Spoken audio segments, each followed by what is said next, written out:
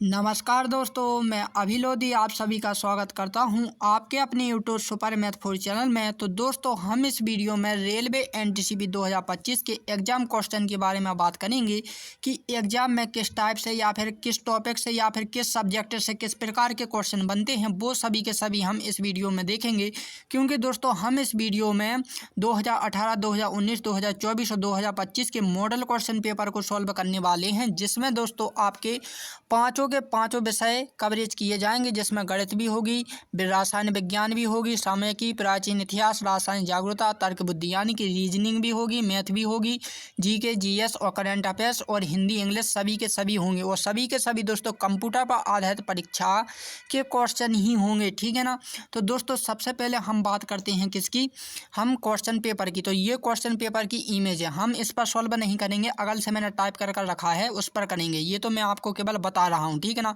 तो ये हमारा क्या है, क्वेश्चन पेपर है, हम इसी को सॉल्व करने वाले हैं दोस्तों। तो हमने जो टाइप किया है पहले उन्हें करते हैं, ठीक है ना। तो दोस्तों, हमारा फर्स्ट क्वेश्चन क्या है, वंदे मातरम का नारा किसने दिया था। वेरी वेरी इंपॉर्टेंट क्वेश्चन है दोस्तों। तो ये दिया था बंकिम चंद्र चटर्जी ने, ठीक है ना। क्या क्या था इन्होंने, वंदे मातरम, ठीक है ना। और यदि सुभाष चंद्र बोस की बात की जाए दोस्तों, तो इनने कहा था तुम मुझे खून दो मैं तुम्हें क्या दूंगा, आज़ादी दूंगा, ठीक है ना। यदि बात की जाए भगत सिंह की, तो भगत सिंह ने कहा था इंकलाब जिंदाबाद, ठीक है ना। और मोहम्मद इकबाल ने कहा था कि सारे जहां से अच्छा हमारा हिंदुस्तान है, ठीक है ना। तो ये इन्होंने दिया था। वेरी वेरी इंपॉर्टेंट क्वेश्चन है दोस्तों, क्योंकि ये नारे वाले। अब दोस्तों, एक इंपॉर्टेंट नोट्स आप जरूर लिख लेना। देखो, मैं कह रहा हूँ, जो मैं आपको बता रहा हूँ, एक साफ सुथरी सी अच्छी सी नोटबुक बनाएं और उसमें टाइप कर लें, क्योंकि दोस्तों ये मैं बहुत दूर और कई लाइब्रेरियों से लेकर आया हूँ ये नोट, ठीक है ना। तो दोस्तों, हमारा ये राष्ट्रीय स्वतंत्रता संग्राम के उद्बोधन के नारे, यानी कि जो स्वतंत्रता सेनानी थे, हमारे वीर थे, उन्होंने क्या नारे दिए हैं वो यहाँ पर डिटेल्स देकर रखी है। तो आप साफ़ सुथरी एक नोटबुक बनाएं और उसमें नोट कर लें। देखो दोस्तों, मैं सभी के सभी तो नहीं बता पाऊँगा, लेकिन मैं आपको इम्पोर्टेंट बताते जाऊँगा, क्योंकि दोस्तों यदि मैंने सभी बताए तो इसमें शायद हो सकता है कि बहुत टाइम लग जाए और ये वीडियो लंबी हो जाए। मैं नहीं चाहता कि ये वीडियो लंबी हो, ठीक है ना। इसलिए आप इसका स्क्रीनशॉट ले लें और इन्हें नोट कर लें। तो इसमें इम्पोर्टेंट मैं बता देता हूँ कि सबसे इम्पोर्टेंट कौन कौन सा है। तो यहाँ पर दोस्तों पहले, दूसरे और तीसरी, ये तीनों के तीनों इंपॉर्टेंट हैं, ठीक है ना। और इसके बाद दोस्तों वंदे मातरम, ये बंकिम चंद्र चटर्जी ने कहा था, ठीक है ना। और यहाँ पर इंकलाब जिंदाबाद और करो या मरो, या फिर दोस्तों जय हिंद, ये सबसे ज़्यादा पूछे जाने वाले क्वेश्चन हैं, ठीक है ना, यानी कि नारे हैं। तो आपको ये नोट कर लेना है। नेक्स्ट क्वेश्चन देखते हैं। नेक्स्ट क्वेश्चन में क्या लिखा गया है, सिक्कों के पहले गुरु का क्या नाम था। तो ये भी वेरी इंपॉर्टेंट क्वेश्चन है दोस्तों। तो आपको पता होगा कि जो पहले गुरु थे, कौन के, सिक्कों के। तो सिक्कों के पहले गुरु दोस्तों गुरु नानक देव थे। कौन थे, गुरु नानक देव सिक्कों के पहले गुरु थे, ठीक है ना। यदि आपसे बात की जाए अंतिम या फिर 10वीं, ठीक है ना, या तो आपसे अंतिम पूछा जाएगा लास्ट यानी, या फिर 10वीं गुरु की बात की जाए, तो दोस्तों वो कौन से है, गुरु गोविंद सिंह।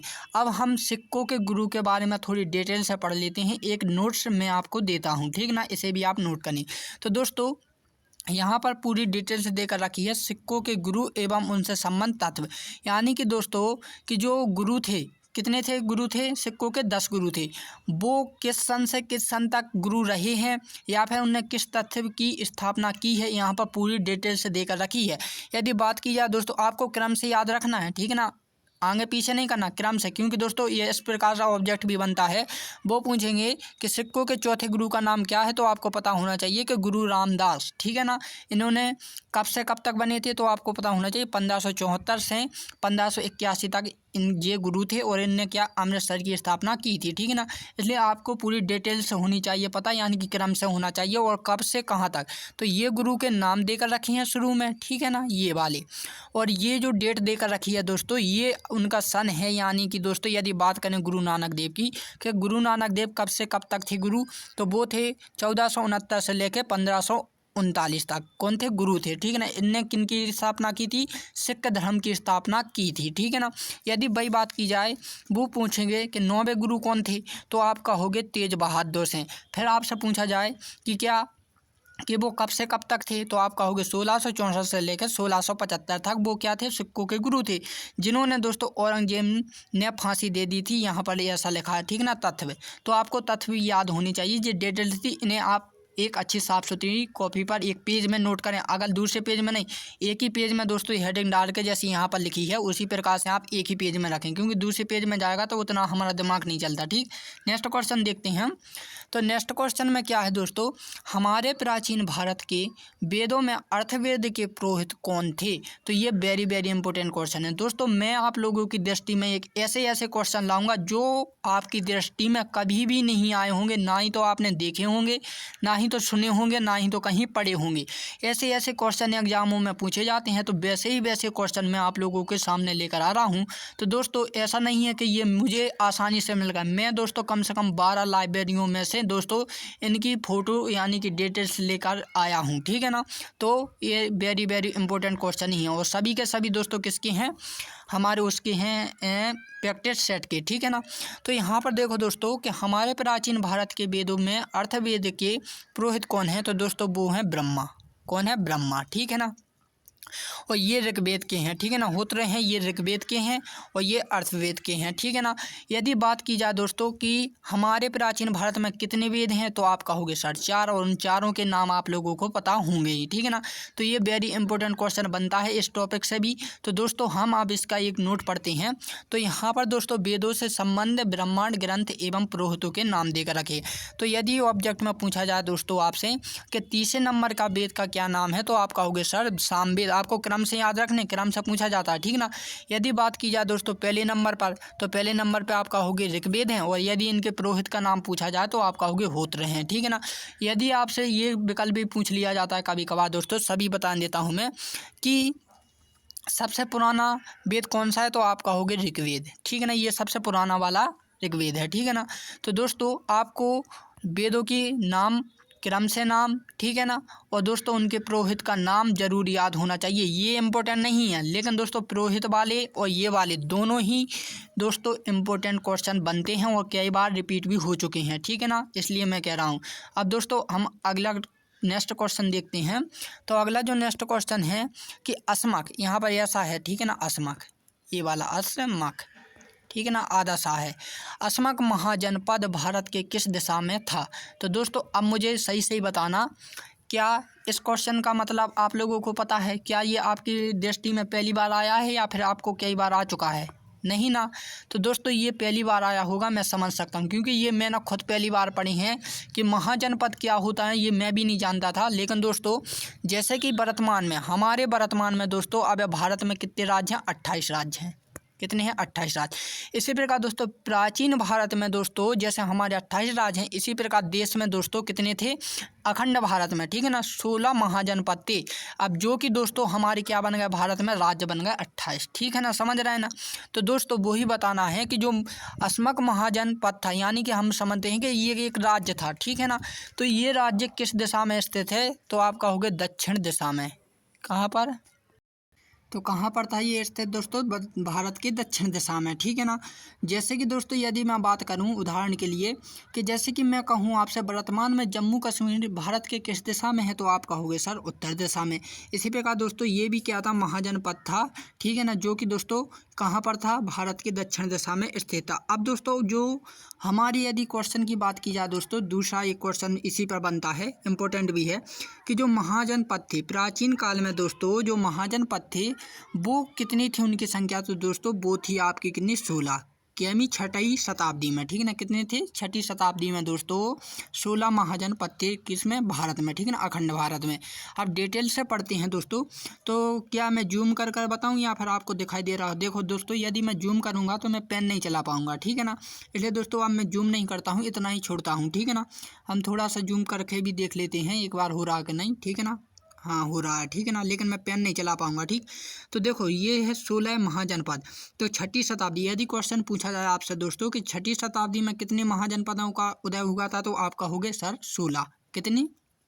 16। ठीक है ना, आप कहोगे सर 16। ठीक है ना, यदि आपसे पूछा जाए कि 16 महाजनपद किस सदी में थे, तो आप कहोगे 6वीं शताब्दी में। ठीक है ना, तो आपको इस टाइप से याद रखना है। और इन महाजनपदों में मगध सबसे शक्तिशाली क्या था, महाजनपद था। ठीक है ना। अब दोस्तों जो महाजनपद हैं, ये महाजनपद हैं, ये उनकी राजधानी और ये वर्तमान में किस क्षेत्र में है यानी कि किस राज्य में है, यहाँ पर पूरी डिटेल्स देकर रखी है। इनमें से मैं आपको इम्पोर्टेंट बताने वाला हूँ कि कौन कौन से इम्पोर्टेंट है दोस्तों। तो यहाँ पर दोस्तों जो इम्पोर्टेंट हैंगे वो हमारे कौन कौन से हैं, सॉरी एक मिनट, ठीक है ना। तो यहाँ पर जो इम्पोर्टेंट रहेंगे दोस्तों वो रहेंगे हमारे 3-4 मैं बताता हूँ। एक अंग रहेगा, दूसरा काशी रहेगा, तीसरा पंचाल रहेगा, चौथा सूरवीर रहेगा और ये गंधार रहेगा। ये पांचों इम्पोर्टेंट वाले क्वेश्चन बनते हैं। तो दोस्तों इन पांचों को आप कहीं पर नोट कर लें, कर तो आप 16 ही के 16 लें, लेकिन क्या करना है, 5 वेरी वेरी इंपॉर्टेंट क्वेश्चन बनते हैं। ठीक है ना। नेक्स्ट क्वेश्चन की यदि बात करें कि चंद्रगुप्त द्वितीय का शासनकाल किस सन से किस सन तक था या माना जाता था। ठीक है ना। वेरी इंपॉर्टेंट क्वेश्चन है। जो चंद्रगुप्त द्वितीय था, ठीक है ना, देखो जो हमारे यहाँ चंद्रगुप्त वंश था ना, यदि दोस्तों ये क्वेश्चन बनता है कि गुप्त वंश की स्थापना किसने की थी, तो आपको पता होना चाहिए श्रीगुप्त ने। ठीक है ना। लेकिन दोस्तों आपसे ये पूछा जाता है कि चंद्रगुप्त द्वितीय ने किस शासनकाल में, यानी कि जो शासनकाल था, माने कि इसने किस सन से किस सन तक इसने शासनकाल था। ठीक ना। तो ये दोस्तों चंद्रगुप्त द्वितीय का शासनकाल माना जाता है 380 से 412 तक किसका, चंद्रगुप्त द्वितीय का शासनकाल माना जाता है। अब दोस्तों शासनकाल के बारे में हम बात करते हैं। तो ये गुप्त वंश है, गुप्त वंश की स्थापना दोस्तों श्रीगुप्त ने की थी। इंपॉर्टेंट क्वेश्चन बनता है ये। ठीक है ना। परंतु इसका वास्तविक संस्थापक दोस्तों चंद्रगुप्त प्रथम को माना जाता है। यदि दोस्तों क्वेश्चन आपसे पूछा जाए कि गुप्त वंश किस ईस्वी में था माना जाता है, तो आपको पता होना चाहिए दोस्तों 275 से 570 ईस्वी तक क्या था, गुप्त वंश था। ठीक है ना। जैसे हमारे यहाँ कलयुग होता है, सतयुग होता है, इसी प्रकार याद रखने के लिए आप इस टाइप से कर सकते हैं कि गुप्त वंश 275 से 570 ईस्वी तक था। ठीक है ना। अब दोस्तों गुप्त वंश के अंदर भी शासनकाल होते हैं, जैसे कि हमारे यहाँ दोस्तों कलयुग सतयुग बोलते हैं ना, इसी प्रकार से। ठीक है ना। कि जो चंद्रगुप्त प्रथम था उसने 339 से 335 तक, फिर समुद्रगुप्त का शासनकाल कहाँ था, 335 से 375 तक, चंद्रगुप्त द्वितीय का 380 से 442 तक, ठीक है ना, 412 तक, और 412 से 455 कुमारगुप्त का था, और सिकंदर गुप्त का क्या 555 से लेके 467 तक। ठीक ना। और बाकी के जो इम्पोर्टेंट है आप स्क्रीनशॉट लेकर इन्हें नोट कर लें और याद कर लें। ठीक। नेक्स्ट क्वेश्चन में क्या है दोस्तों कि हल्दी घाटी का युद्ध किन दो शासकों के बीच में हुआ था। वेरी इंपॉर्टेंट क्वेश्चन बनता है। तो हल्दी घाटी का युद्ध दोस्तों अकबर और राणा प्रताप के बीच में हुआ था। ठीक है ना। अब हम जो विश्व में यानी कि जो हमारे भारत में या फिर विश्व में जो भी युद्ध हुए हैं दोस्तों, उनकी डिटेल से हम क्या पढ़ते हैं माने डिटेल से पढ़ते हैं। भारतीय इतिहास के प्रमुख युद्ध। ठीक है ना। जो भारत के इतिहास में दोस्तों जो हमारे इतिहास है उसमें लिखा गया है कि भारत ने कितने युद्ध या किन किन से या किन राजाओं के बीच में हुए हैं, पूरी डिटेल्स मैंने यहाँ पर लिखी है A to Z। ठीक है ना। तो दोस्तों यहाँ पर जो ब्लैक जो हेडिंग में दिखाई दे रही है ना, ये क्या है, युद्ध का नाम है। ठीक है ना। जैसे कि कालिंग की लड़ाई, ठीक है ना, जैसे कि सिंधी की लड़ाई, ठीक है ना, ताइवान की लड़ाई। और दोस्तों ये किस सन में या किस ईस्वी में हुई है, तो यहाँ पर ये सन भी डला हुआ है। ठीक है ना। ये किस सन में डला हुआ, या फिर दोस्तों आपसे ये भी पूछेगा कि किन दो शासकों के बीच में हुई है दोस्तों, तो जैसे सिकंदर और पंजाब के राजा पोरस के बीच में। ठीक ना। तो ये टोटली आपको यहाँ पर देकर रखी होगी पूरी जानकारी, तो आप इसे नोट कर लें। मैं आपको जूम कर दे रहा हूँ, तो दोस्तों मैं एक बार जूम कर देता हूँ, फिर मैं आपको बताता हूँ। ठीक है ना। तो आप स्क्रीनशॉट ले लें। ठीक है ना। तो इसमें से इम्पोर्टेंट आप कौन कौन से हैं वो भी आप देखिए। ताइवान का द्वितीय, पानीपत का प्रथम, खानवा और घाघरा और चौरास्ता, ठीक है ना, ये और ये सिंधु की लड़ाई, ये पांचों के इम्पोर्टेंट है। इसके बाद दोस्तों अगले वाले में क्या है, कन्नौज का युद्ध, हल्दी घाटी का, पानीपत का द्वितीय, ठीक है ना, और यहाँ पर पानीपत का तृतीय और बक्सर का युद्ध। ठीक ना। ये इंपॉर्टेंट है, इनके सन भी यहाँ पर देकर रखे हैं, और किन दो राजाओं के बीच में युद्ध हुए हैं और युद्ध का क्या नाम है वो भी यहाँ पर डिटेल्स देकर रखी हुई है। नेक्स्ट में यहाँ पर जो भारत चीन की सीमा और यहाँ पर द्वितीय मैसेर वाला भी इम्पोर्टेंट माना जाता है। ठीक है ना। इसके बाद दोस्तों फिर यहाँ पर ये तीनों इम्पोर्टेंट हैं। ठीक है ना। तो ये युद्ध हैं और किन दो देशों के बीच या राजाओं के बीच या राज्यों के बीच हुई है, यहाँ पर पूरी डिटेल्स देकर रखी है, सन भी देकर रखा है, तो नोट कर लें, वेरी इंपॉर्टेंट जानकारी है। नेक्स्ट क्वेश्चन देखते हैं। तो नेक्स्ट क्वेश्चन में क्या है कि 1024 मेगाबाइट में कितनी गीगाबाइट मेमोरी होती है।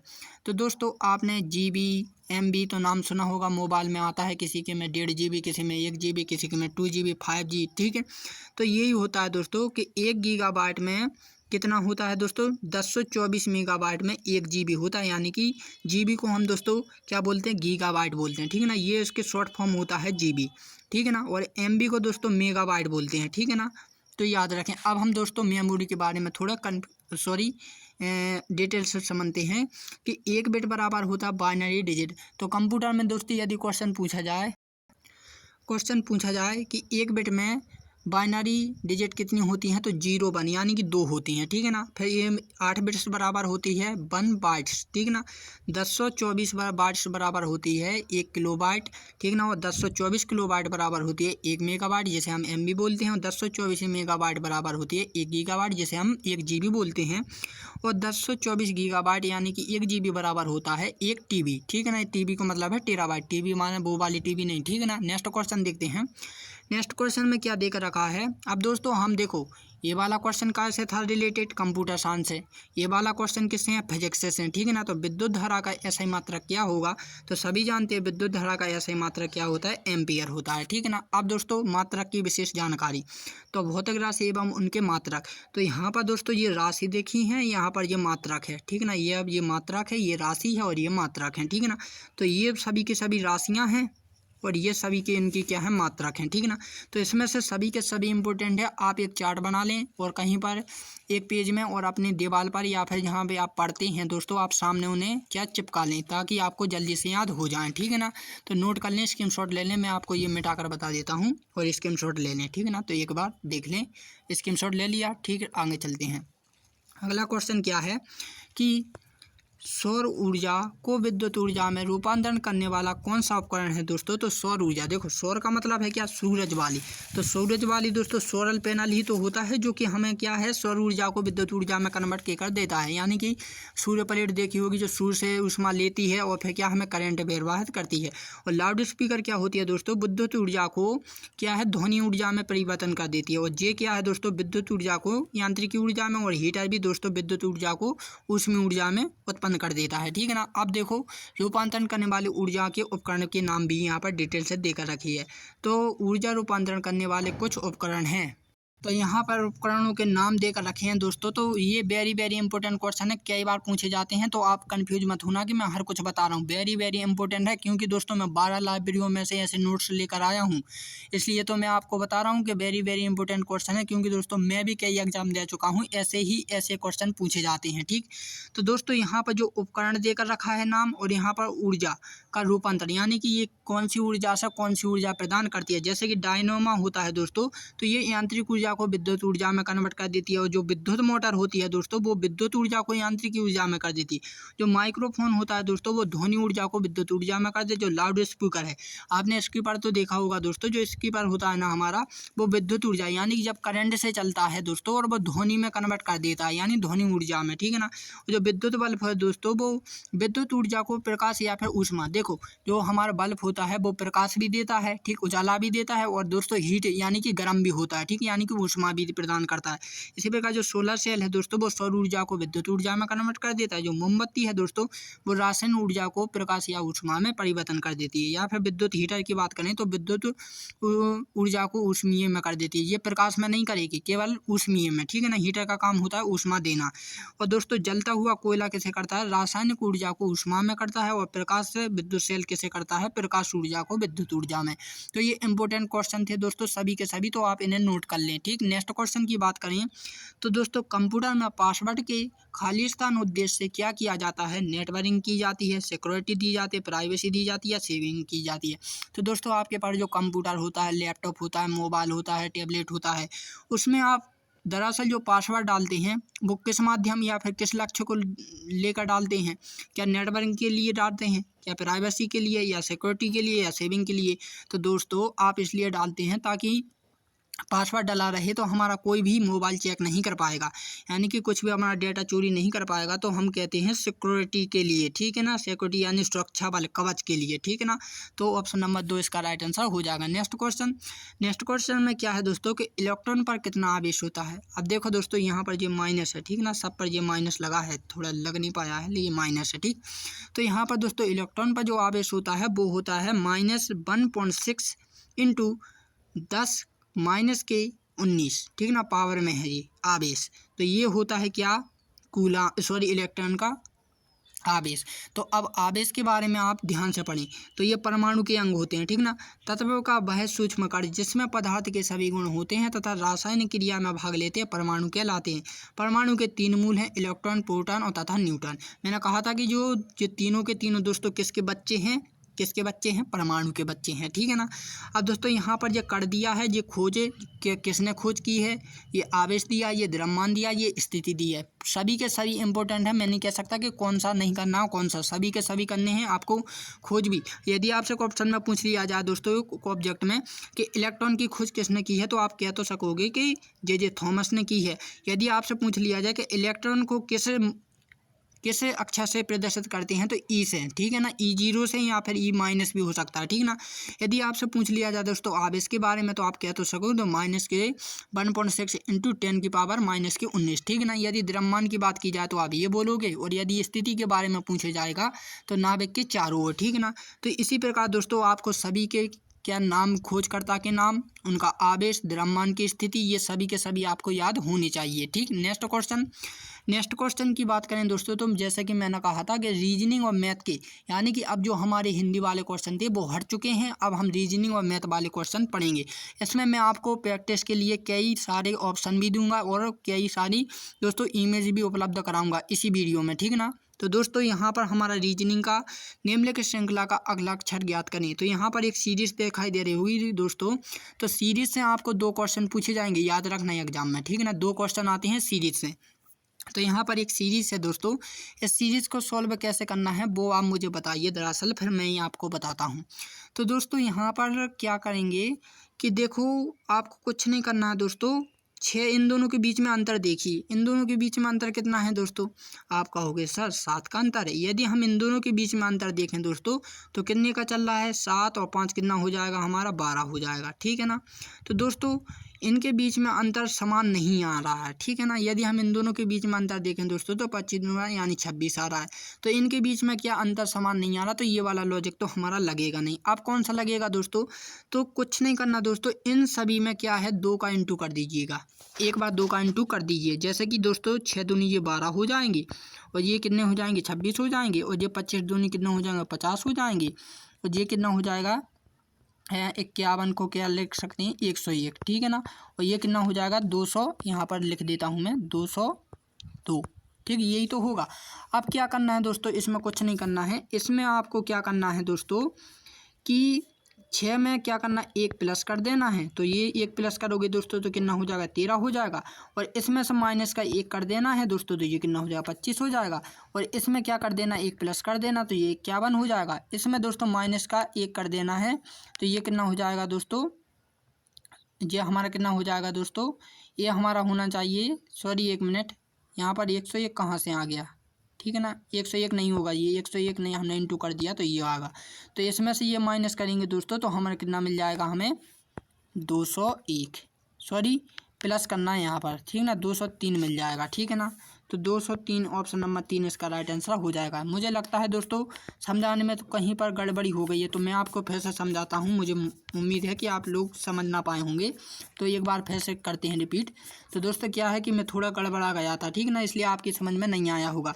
तो यहाँ पर कुछ नहीं करना दोस्तों, इसमें आपको क्या करना है, 2 से इंटू कर देना है, ठीक ना, और प्लस 1 कर देना है, 2 छक्के 12 और प्लस 1 13, हमें अगला पद में लिख गया, ठीक है ना। फिर इसी प्रकार दोस्तों इसमें भी हमें क्या, 2 से इंटू कर देना और माइनस का 1 कर देंगे, तो हमें 25 मिल जाएगा। अगला 13 दूनी कितना हो जाए, 26, और माइनस के 1 कितना हो जाएगा, 25 हो जाए। इसी प्रकार दोस्तों 25 में आपको फिर से 2 का इंटू और माइनस के 1 कर देना, यानी कि एक बार, सॉरी यहाँ पर प्लस करना, एक बार प्लस करना है, फिर माइनस करना है, फिर प्लस करना है, फिर माइनस करना है, समझ रहे हैं ना, ठीक है ना।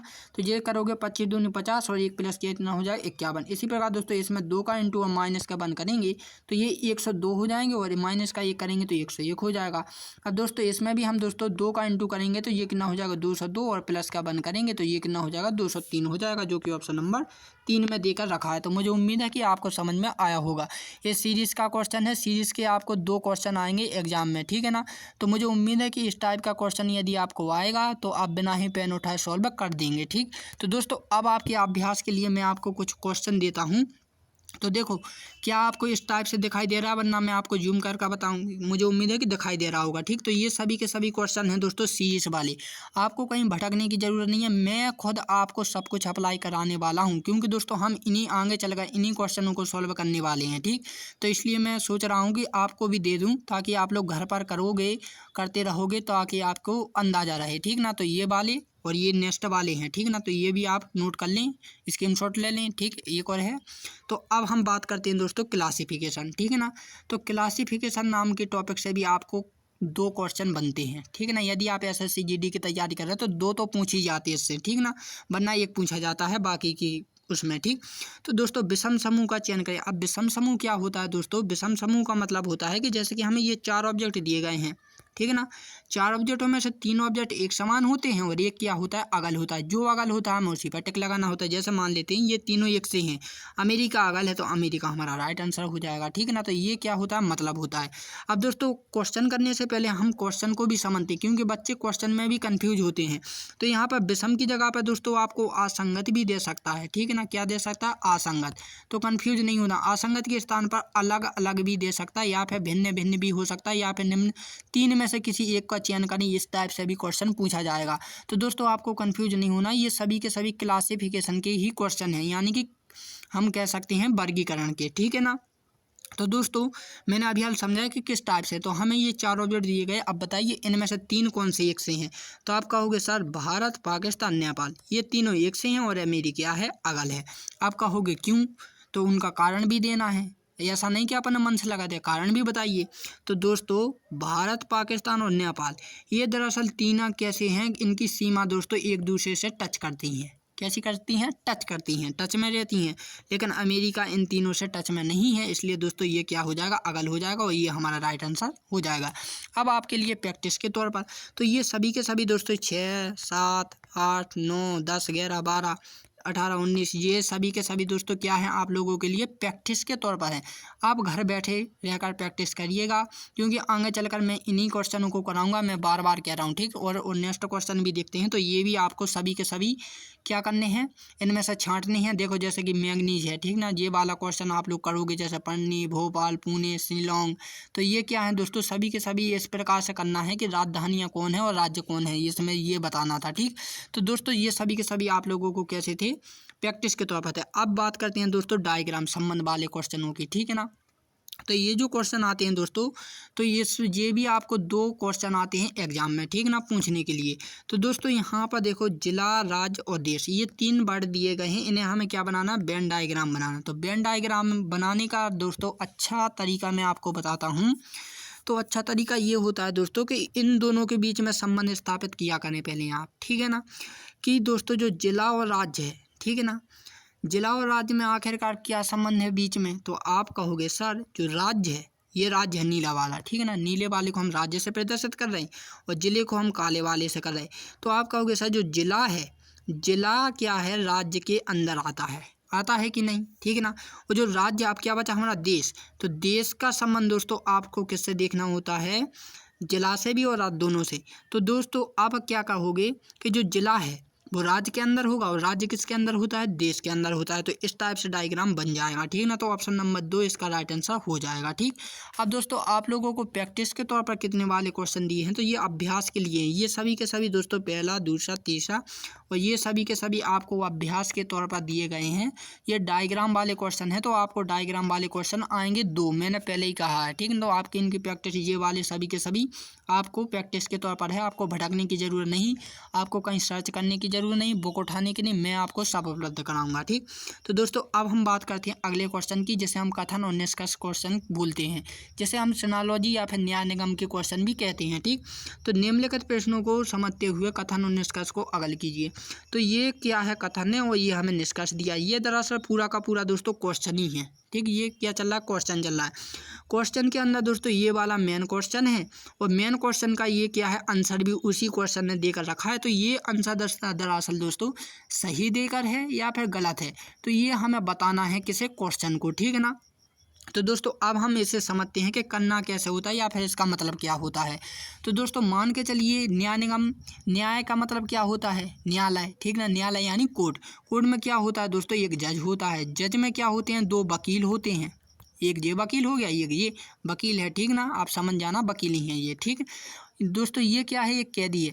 ये इसे बचाने के लिए एक वकील को सबूत दे रहा है और ये इसे क्या है? फंसाने के लिए। किसे? इस कैदी को, ठीक है ना, सबूत। सबूत का मतलब है दोस्तों जज को इन वकीलों ने क्या दिए हैं? कथन दिए हैं, ठीक, क्या दिए हैं? कथन दिए।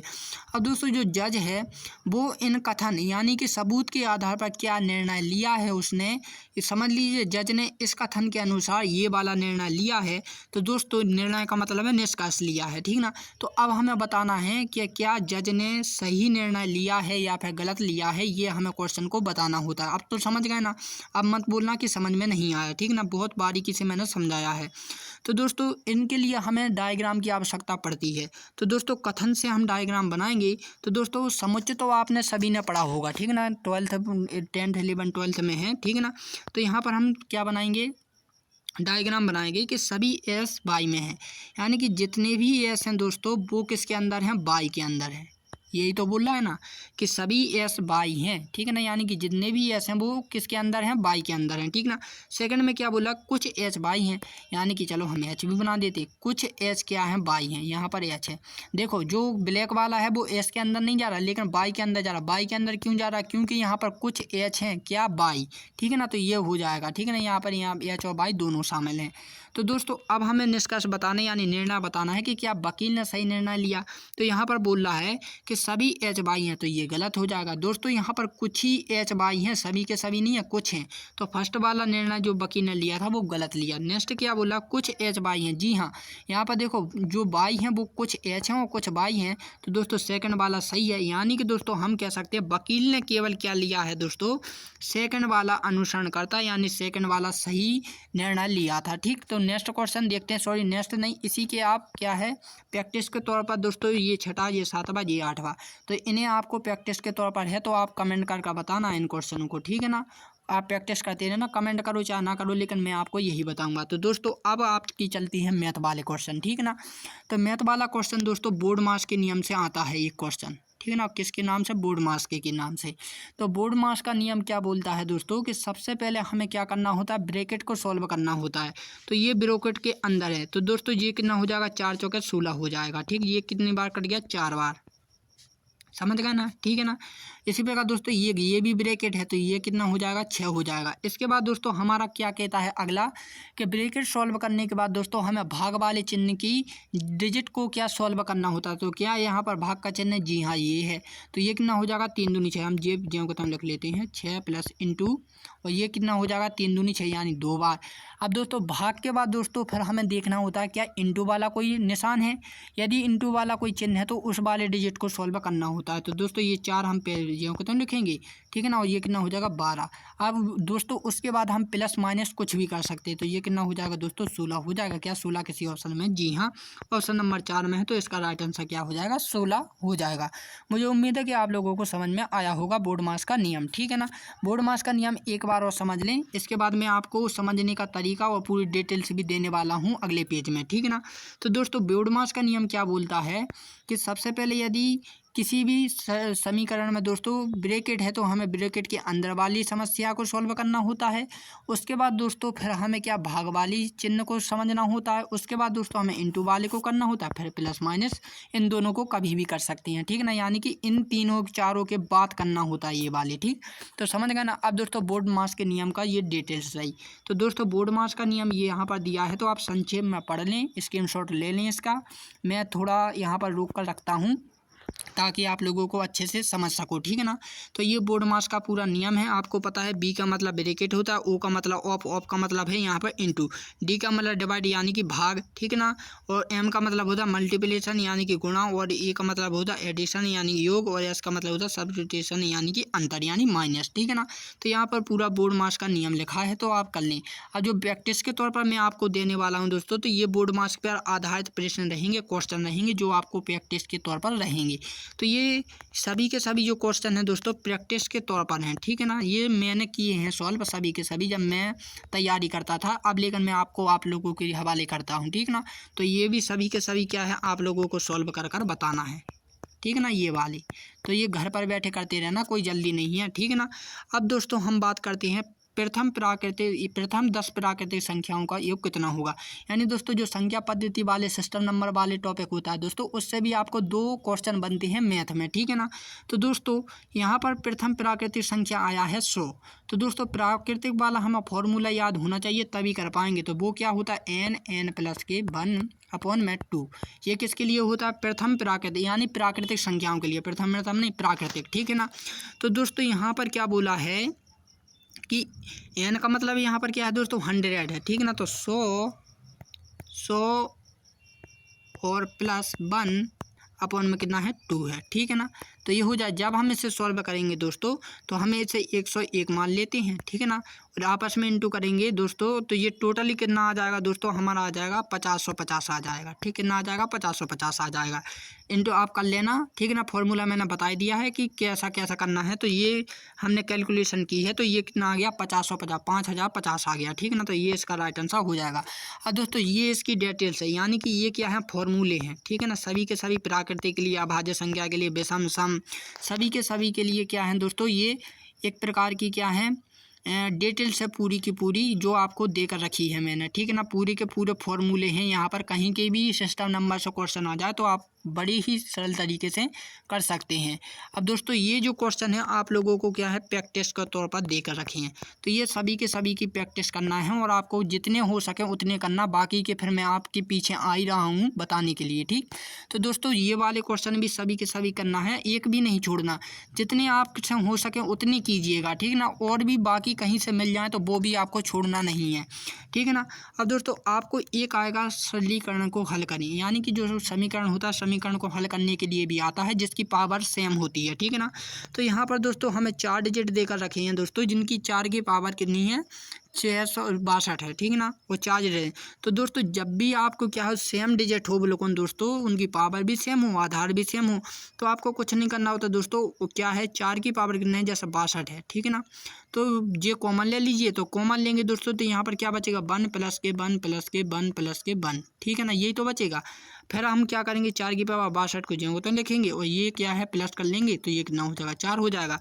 तो आप कहोगे सर ये वाला क्वेश्चन आंसर आ गया, नहीं ये क्वेश्चन कभी मत कर देना, वरना गलती कर दो, पूरा सॉल्व करना है इसे, ठीक है ना। ये वाला हो जाएगा, तो ये 2 की पावर 2, हम क्योंकि 4 को 2 की पावर 2 लिख सकते हैं जो कि ऑप्शन नंबर 2 में देकर रखा है, तो ऑप्शन नंबर 2 इसका राइट आंसर हो जाएगा। आप कहोगे सर हम इसे और भी तो सॉल्व कर सकते हैं, तो जी हाँ कर सकते हैं, लेकिन दोस्तों आप यहाँ पर भूल चुके हैं कि यदि आप इन दोनों का इंटू करोगे दोस्तों तो यहाँ पर देखो उतनी बड़ी संख्या है नहीं, क्योंकि यदि ये तो बहुत बड़ी संख्या है, ठीक है ना, तो ये तो आएगी नहीं कभी, और ये इससे बहुत छोटी है तो ये तो कभी हो नहीं सकती, और ये वाला तो हो ही नहीं गया, और ये वाला हमारा चल ही रहा है, ठीक ना। तो इसका मतलब है कि यही वाला क्वेश्चन राइट आंसर होगा, ठीक ना कि ये भी है। लेकिन दोस्तों यदि आपका ये नहीं होता तो फिर ये राइट आंसर माना जाता, ठीक। तो दोस्तों अब ये क्वेश्चन है ये आपको प्रैक्टिस के तौर पर है, ठीक ना। तो सभी के सभी आपको अभ्यास के लिए मैंने दे कर रखे हैं। तो दोस्तों अब आपसे प्रतिशत के क्वेश्चन भी पूछा जाएगा कि 40 का 30% कितना होगा। तो दोस्तों बहुत ही ईजी क्वेश्चन आते हैं, ये भी ज़्यादा कठिन नहीं होते हैं। देखो इसे समझना कैसे है, हमें 10 का 10 ही लिखना है, ठीक है ना, और का के स्थान पर क्या लिखना है इंटू लिखना है, और 30 के स्थान पर हमें 30 ही लिखना हो। जो दोस्तों प्रतिशत का चिन्ह होता है ना, प्रतिशत का मतलब होता है 1/100। देखो प्रति माने क्या होता है, प्रति माने क्या होता है 1 होता है, शत का मतलब क्या होता है 100 होता है। जैसे शतक सुना होगा आपने, क्रिकेट मैच देखा होगा तो आपने सुना होगा शतक, शतक का मतलब होता है 100 और प्रति का माने होता है 1, ठीक है ना। तो यानी कि 1/100, ठीक है ना। अब इसे सॉल्व कर लीजिए, तो 1 0 से प्यारा 1 0 कैंसिल कर देते हैं और 1 0 से ये वाला 0 भी कैंसिल कर दे। अब बच्चे क्या 1 और 3, और 1 और 3 का इंटू कर देंगे तो कितना हो जाएगा 3 हो जाएगा। तो ये कितना हो जाएगा 3% हो जाएगा, जो कि दोस्तों ऑप्शन नंबर 1 में देकर रखा हुआ है। तो क्या कोई जोर पड़ा नहीं पड़ाना। तो दोस्तों अब नेक्स्ट क्वेश्चन की तैयारी करते हैं। तो नेक्स्ट क्वेश्चन क्या है कि यदि ये कार, यहाँ पर कार है, ठीक है ना, यदि ये कार को 2 मीटर दूरी तय करती है और उसके बाद एक 3 मीटर ऊंची पहाड़ी पर चढ़ जाती है, तो फिर कार अपनी मूल दूरी से कितनी दूरी पर होगी। ये बहुत थोड़ा तगड़ा सा क्वेश्चन है, समझ में आना चाहिए आपकी, ठीक है ना। तो यहाँ पर कुछ नहीं करना दोस्तों। यदि एक कार 2 मीटर की दूरी तय करती है, यानी कि दोस्तों एक जो कार है वो 2 मीटर आगे चलती है, ठीक है ना, 2 मीटर चल गई, उसके बाद वो एक 3 मीटर ऊंची पहाड़ी पर चढ़ जाती है। जी हमने चढ़ा दी, ठीक है ना, तो ये चढ़ा दी, ठीक है ना, 3 मीटर। अब ये मत बोलना कि सर पहाड़ी बिल्कुल सीधी थोड़ी होती है, वो थोड़ी ऐसी रोटेट में होती है। जी हम मान लेते हैं, ठीक है ना, ऐसी होती है। अब दोस्तों उसने जो कार ने पूछी है ये वाली दूरी पूछी है, दरअसल क्या, ये वाली दूरी, ठीक है ना कि दोस्तों उसने प्लस वाली टोटल दूरी पूछी है। टोटल तो 5 होती है, लेकिन उसने मूल दूरी पूछी है, तो मूल दूरी क्या होगी दोस्तों, आपने पाइथागोरस पे में की होगी। पाइथागोरस की तगड़म लगाइए दोस्तों, तगड़म मंगड़म जो भी है, और इसे सॉल्व करिए। सॉल्व करने पर दोस्तों ये करनी के अंदर है, ठीक है ना, तो करनी के अंदर है तो ये वाला राइट आंसर होना चाहिए। तो दोस्तों इस क्वेश्चन को आप मुझे कमेंट करके बताओगे। तो दोस्तों यदि आपको ये वीडियो अच्छी लगी है तो प्लीज़ इस वीडियो को शेयर और लाइक और ज़रूर कर दें। तो दोस्तों अब हम आपसे विदा लेते हैं और हम मिलते हैं अपनी अगली वीडियो में। तब के लिए जय हिंद एंड जय भारत।